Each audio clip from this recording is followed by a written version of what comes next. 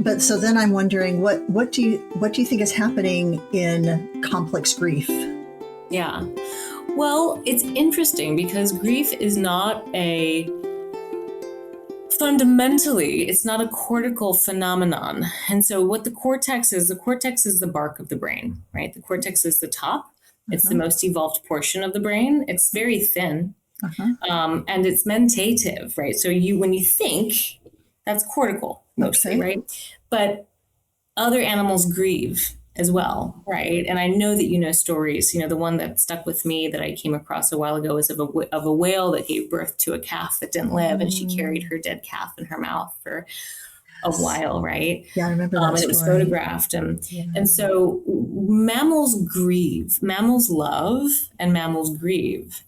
And, the most anterior portion of the old mammalian brain, anterior means front, right? So if you put your fingers right at your third eye and you push back, if you could push back into your brain, you would hit a region called the anterior cingulate cortex, and another region called the orbital frontal cortex. Number one, it's key to attachment.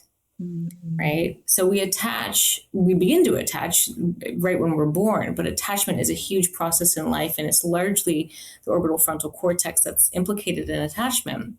But then this region of the brain is also tethered to something called the insular cortices. So if you place your fingers on your temples, there's two little pockets of brain tissue called the insula that are right there. And those three spots all together form a network that's tied into psychological suffering and pain. And it's the suffering network. It's part of the pain network of the brain. And what's interesting is that it registers psychological pain with the similar intensity that one would physical pain.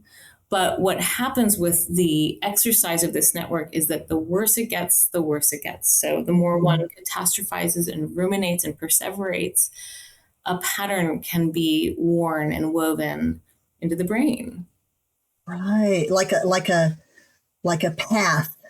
You start through a field, maybe you bend a few grasses, but then if you keep going that path back and forth, pretty soon it's just mud. The grass is gone.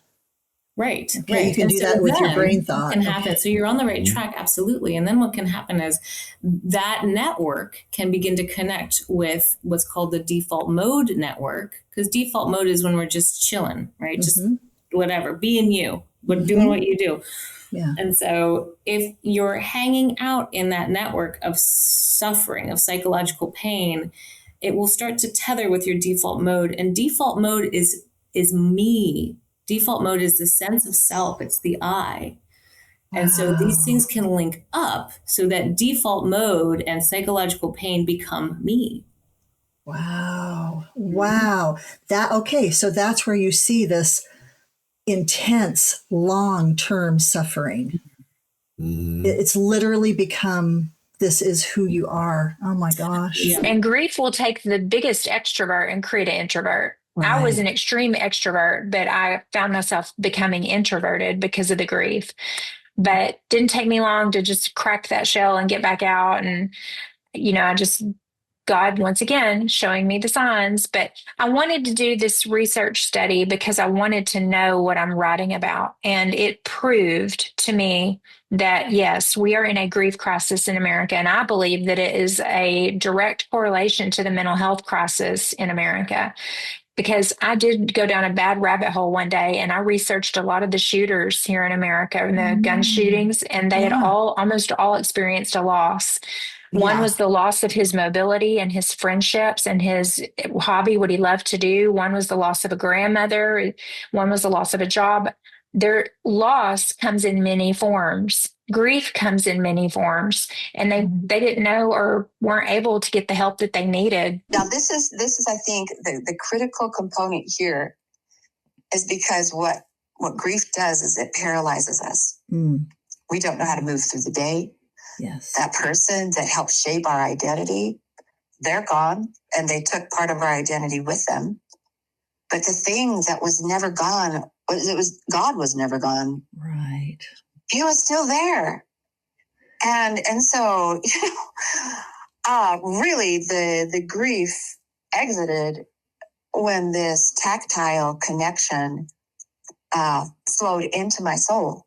It wasn't just my body. It was my soul connecting with my body. And then having this exhilaration of joy. So anyone listening that is struggling with grief, it is in no way to truncate, to shorten, to minimize, to say there's an easier way to, or some way to deal with grief. Everybody kind of has to discover their own way. Yeah. But with this, it was something I could touch. And you know what? I could never touch my voice. Mm. And I thought, what the heck? Why? Of course you can't touch your voice. But see, I didn't know that in my emotional, psychological makeup, tactile connection is extremely important to me. Mm. And from my childhood all the way up, I never knew this.